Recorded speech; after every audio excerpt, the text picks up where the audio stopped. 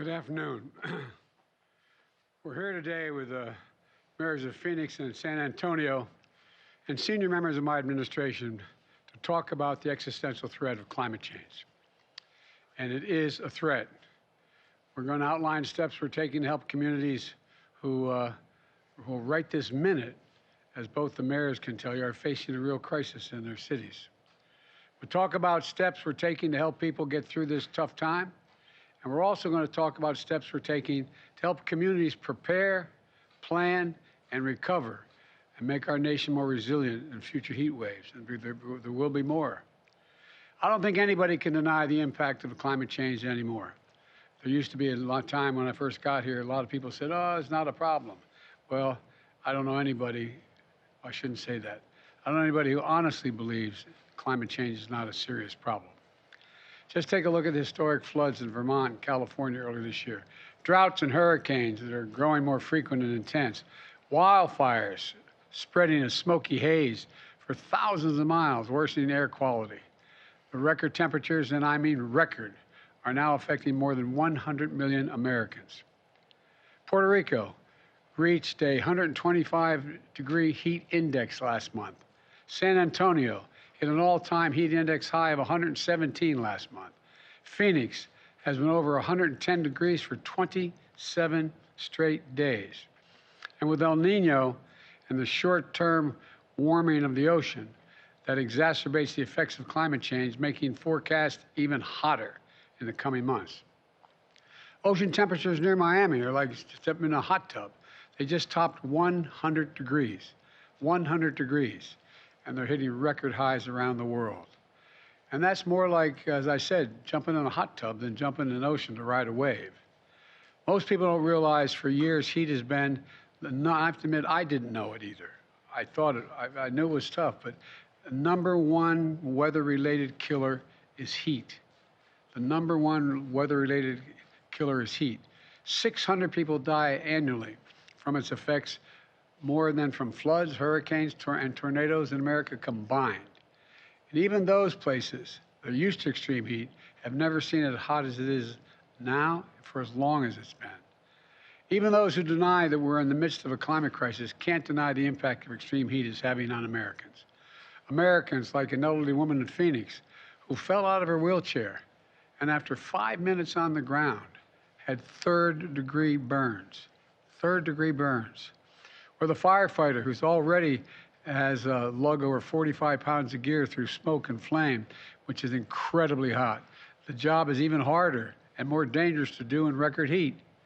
For the farm workers who have to harvest crops in the dead of night to avoid the high temperatures, or farmers who risk losing everything they planted for the year, or the construction workers who literally risk their lives working all day in blazing heat, and in some places don't even have the right to take a water break.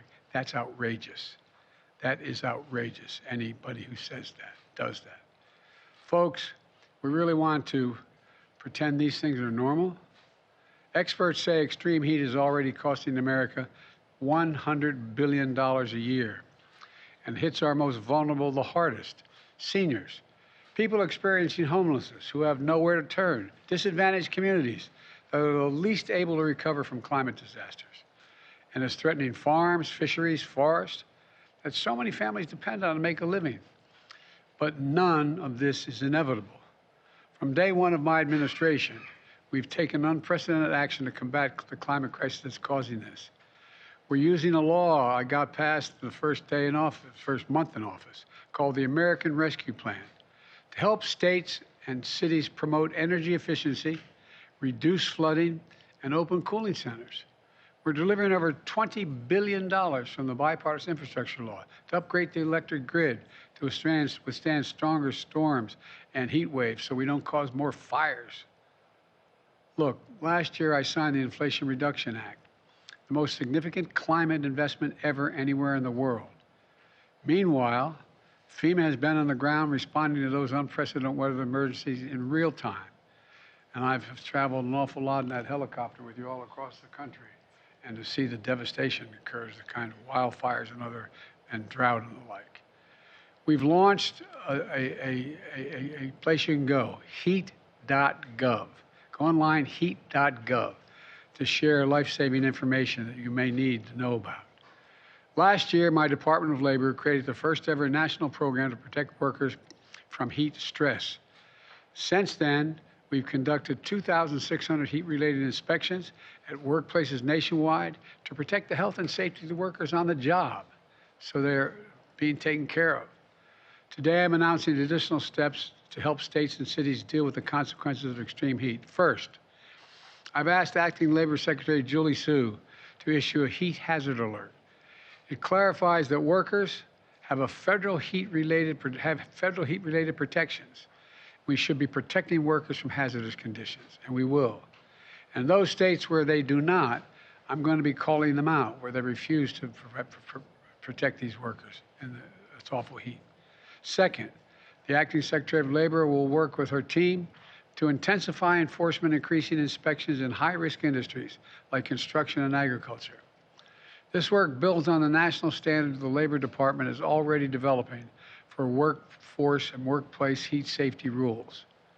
Meanwhile, the U.S. Forest Service will award more than $1 billion in grants to help cities and towns plant trees that in the long term will help repel the heat and expand access to green spaces so families have a place to go to cool off and to bring down the temperature in cities.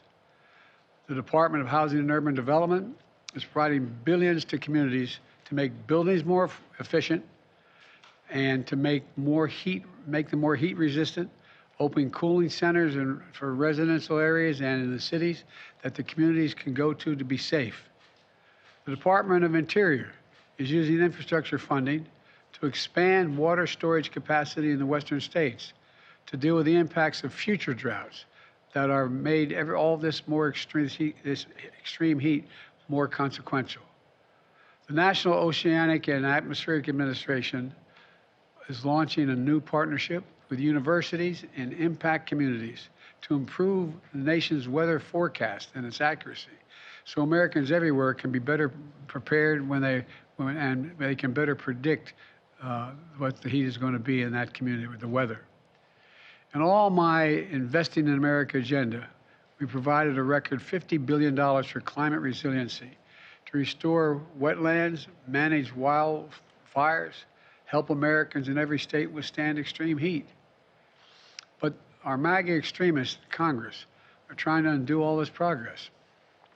Not a single one of them, not a single Republican voted for the Inflation Reduction Act, which had all this money in it for climate, which provides funding to combat climate change. And now many of them are trying to repeal those provisions. We're not going to let that happen. Part of the reason we're here today is to get word out so state and local governments know these resources are available and uses them. We want the American people to know help is here, and we're going to make it available to anyone who needs it. Follow guidance from the local leaders and public safety officials when you hear it in your cities and towns and states. Stay indoors if you're vulnerable. Be careful on hot pavement. Know the signs of heat stroke like headache, nausea, dizziness. And always have water with you. That sounds silly, but always have a bottle of water with you when you're outside. Check on loved ones and neighbors who may not have air conditioning and check on them on a regular basis.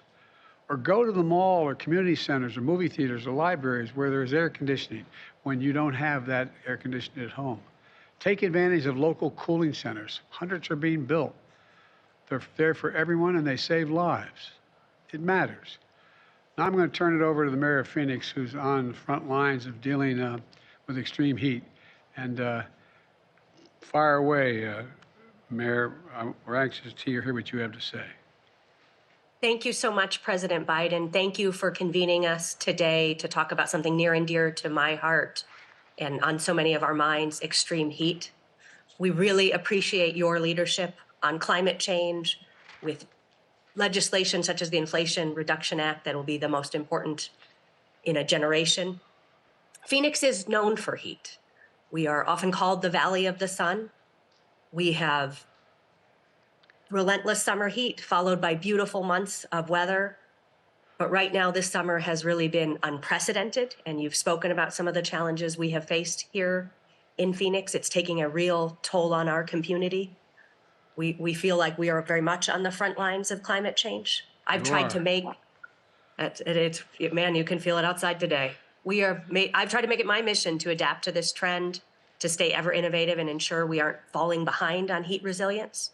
We're working to out-innovate climate change, but we need to work together to make sure all of us are on deck to address it.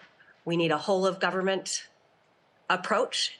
Phoenix is the first in the nation to have a permanent publicly funded heat office. They love the data that NOAA and your federal government is putting out to help us. Our emergency personnel and heat-ready volunteers are working diligently to keep residents safe through targeted outreach on heat safety, park trail closures, and timely responses to help our most vulnerable. The heat is a challenge for folks who don't have access to adequate AC or who are outdoors most of the day, so a large part of our efforts is getting residents inside as much as possible. We do it in a variety of ways through cooling centers located across the county, mobile cooling units, respite centers, and encouraging hydration at one of our many water stations.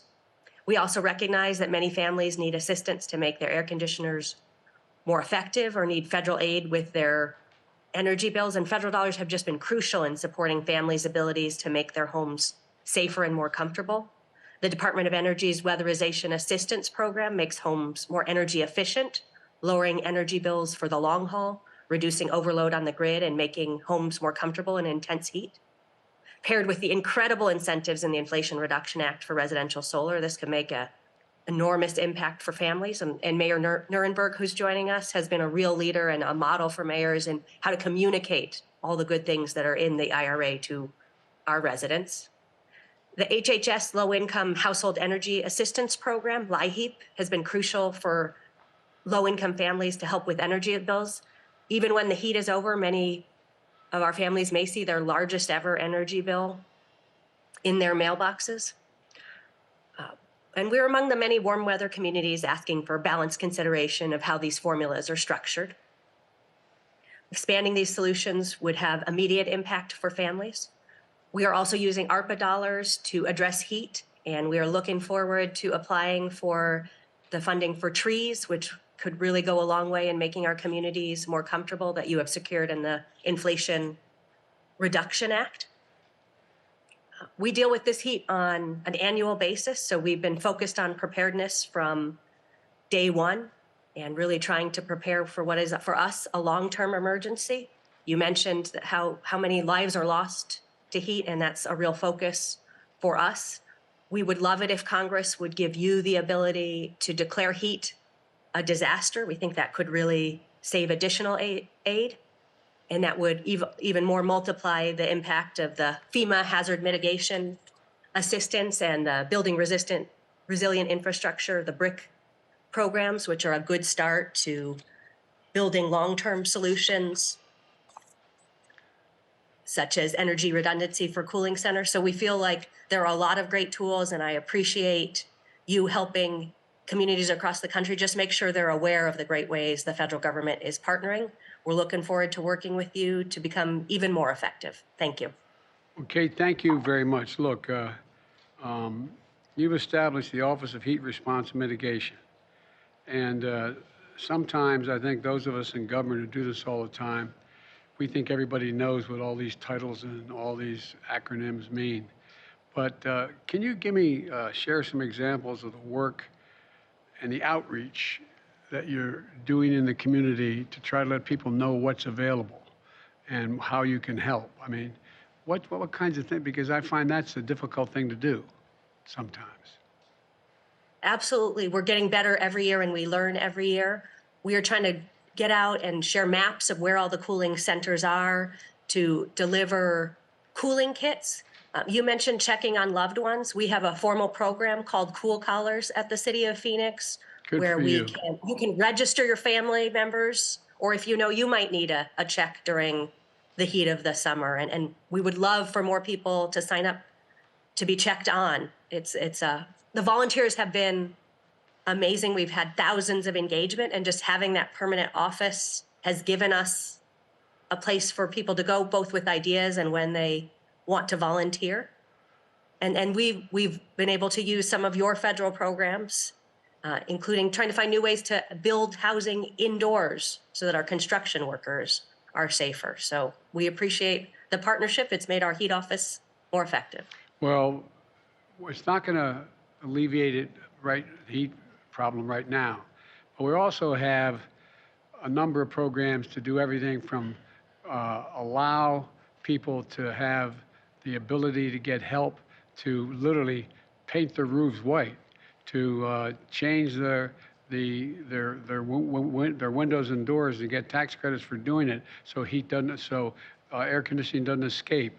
To be able, there's a whole bunch of programs that are out there that, as we get through the heat wave, as we get by this worst part, that we're able to invest in the communities to keep it from happening as badly next time it occurs. And so I'm looking forward to working with you, and I thank you for your leadership. Mr. Mayor, how you doing, man? Doing great, Mr. President. I hope the air conditioning is working. So far, so good, Mr. President. It's great to be here with you and your team and with Mayor Gallego. And I first want to start by thanking you, Mr. President, for the invitation today, and want to extend my sincerest gratitude for your administration for the wealth of the support that San Antonio community has garnered through extensive and substantive investments in our housing stock, affordable housing stock, our workforce training efforts, as well as sustainable physical infrastructure. But today, we're here to talk about what has become a dangerous heat wave across large swaths of the southern part of our country, including here in Texas. To that end, San Antonio is certainly thankful for a president who's willing to tackle this urgent crisis in an equitable manner. The bipartisan infrastructure law and the Inflation Reduction Act's commitment to the Justice 40 climate initiative is also reflected on our local San Antonio Climate Ready plan, as 75% of San Antonio's population are communities of color, disproportionately impacted by decades of local inaction. But times are changing, thankfully. Sustainability and green energy are no longer four-letter words in the state of Texas. At least among most Texans. Well, I'm happy to say that here in San Antonio, we've taken leadership, and you have. In 2028, we will end the use of coal in San Antonio, which is nearly 40 years ahead of schedule. And in large part because of you, Mr. President, San Antonio will launch its first ever advanced rapid transit line, bona fide mass transit for the city of San Antonio, a service that will only include low or no emission vehicles. And so as San Antonio works towards greener development in transit, we're also doing our policy work. We changed our development code last year to require 240 volt level 2 chargers in all new single family homes. We're also providing incentives for those chargers in multifamily residences. And also having the nation's largest municipally owned utility, San Antonio has now become the 5th largest solar producer in the United States. And congratulations on that, by the way. Congratulations. Thank you very much. We're going to reach for #1 in the country. We're #1 in Texas, but we're not going to stop.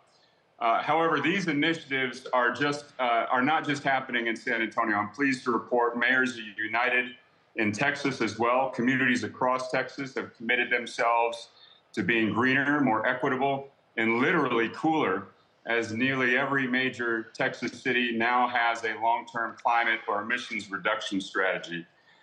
So working with our partners at the White House, with you and your team, I'm confident that the state best known for oil and gas production can help lead the way to a greener tomorrow. So thank you again to your entire team, Mr. President, for your efforts to help us realize a better tomorrow for us, for our children, and for our grandchildren. Well, Ron, thank you. And I'm not being solicitous when I say this. You know, most people don't realize that Texas is one of the states that has the most significant, its energy is most significantly supplied by wind and solar in Texas.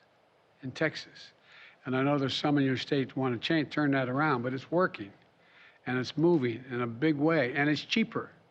It's cheaper. And it's saved our necks in this heat wave too, by the way. Well, I think so, for real. I mean, look, most people grew up in families like I did, where you just got to worry about one day to the next and get enough food on the table. I mean, not poor, but, you know, just taking care of the business, making sure your kids are okay. But the change that's taking place in Texas as it relates to dealing with the generation of energy is really magnificent. I mean, it's really incredible, and I'm sure that anyway. I shouldn't get into all that, but the fact is, you know, while your long-term plans take shape, what are you doing in the near term to protect your residents from the heat wave? Well, I certainly appreciate that question and very much appreciate the actions that you're taking today, Mr. President, through the Department of Labor. As you know, Texas cities are in a battle with the state for local control, but we're going to do everything possible to protect our most vulnerable workers, especially those outdoor workers, for basic things like being able to access water breaks. San Antonio also is the first, taking a page from Mayor Gallego's book, we're the first major city in Texas to pilot a citywide cool pavement initiative. I'm also pleased to report that next week, City Council will vote to allocate an additional $4 million for tree planting, for mitigating our urban heat island effect, and for the most immediate needs right now during this heat island, or during this heat wave. We have 80 cooling centers located all around the city, pools, splash pads, libraries, et cetera, and we're offering free transportation to any resident who needs to get located into one of those indoor cooling centers. And for our homeless population, we are conducting extensive outreach to make sure that we can get them into cool places and nobody's out there in the elements. Well, thank you. And look, don't hesitate to call us direct, for real. I mean, there's so much, no, I really mean it. There's so much out there that we can do. And we've funded an awful lot of this. For example, the idea that you can't have mandatory water breaks when you're working on a construction. Hell, when I played football, if you had a coach who during the summer practice didn't provide water, you know, on a regular basis, he got in trouble, got fired. I mean, what are we doing here? What's going on with some of this stuff? Both of you are totally different place, but people just need to know where to go and what to do. And we're going to provide a lot of help across the board. And I'm looking forward to working with both of you. For example, we should, in the international effort, we've got a commitment to, you know, plant 1 billion trees over the next several years worldwide. I mean, there's a reason why. Anyway, you guys get it. And but we got to get through this crisis in the near term, and we got to keep people safe. And I really appreciate, because look, I think talking to you both, people make judgments about whether you have a heart or not, whether you really are, whether it's just rote you're telling them, or you care. I mean this sincerely. You guys know this. Well, you both care, and it comes across. And so people are more inclined to say, okay, I'll take a chance on maybe going to that center, or maybe I'll take a chance on doing A, B, C, or D. People are reluctant. And what you're both doing substantively, what we're going to be able to help you do more substantively, but what you're doing and the way you're doing it, I really admire you for doing it. I really mean it. So thank you, thank you, thank you. Appreciate it. And I want to thank my team for the work they're doing, too, to combat extreme heat and other historic weather emergencies we're seeing all across the country. We are making progress, but as we heard today, we have a lot more work to do. I look forward to working with not just these two wonderful mayors, but officials all across on the front lines, and local officials. Local officials are where the rubber meets the road, no pun intended. It really matters. We're committed to getting you what you need to keep your community safe, because no one knows what you need more for your communities than you guys. And so thank you, thank you, thank you. And I mean it. Don't hesitate to contact any of the departments standing behind me. We have some of the funds. We're working. We're going to get more. And I think we can make a difference. So thank you both. And as my mother would say, God love you. Thanks. See you all. Mr. President, are you pardoning your son? Are you in his car so many of his business partners, President Biden?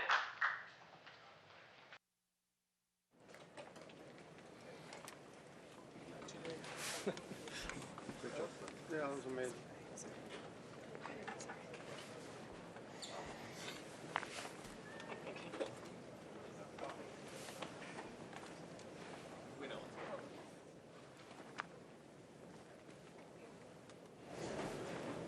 And Ethan.